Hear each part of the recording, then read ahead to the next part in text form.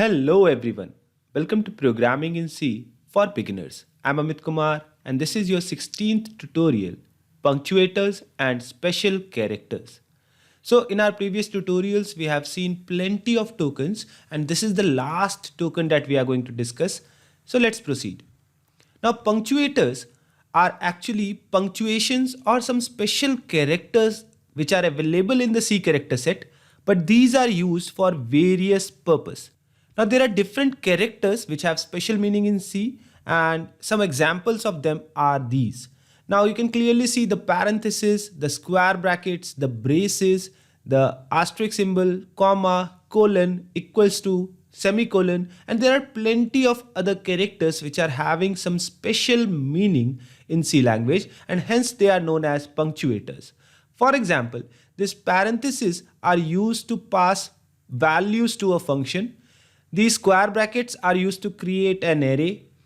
These braces you have already seen in previous program used to denote the starting and closing of a block. This asterisk can be used to multiply or as well as with pointers. Comma are known as separators. Whenever we are declaring variable, it can be used.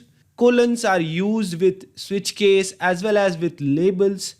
Equal to is an assignment operator which is used to assign a value, and semicolon is a statement terminator. Well, we will see these punctuators throughout this course, and whenever any new punctuator will come, I will definitely tell you the purpose of that special character. Now before wrapping up the session, let's see what we have discussed in this particular section of the course. Now we have discussed about tokens, which are actually the building blocks of a program, and this whole section is actually talking about different types of tokens available in C programming language. The different tokens that we have discussed in this section are comments, keywords, identifiers, constants, and punctuators and special characters.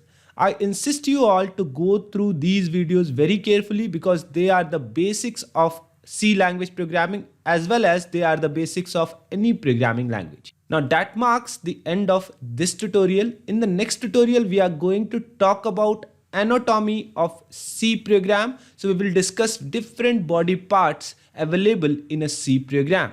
So that marks the end of this tutorial. Hope to meet you in the next video tutorial. Till then, thank you and happy programming.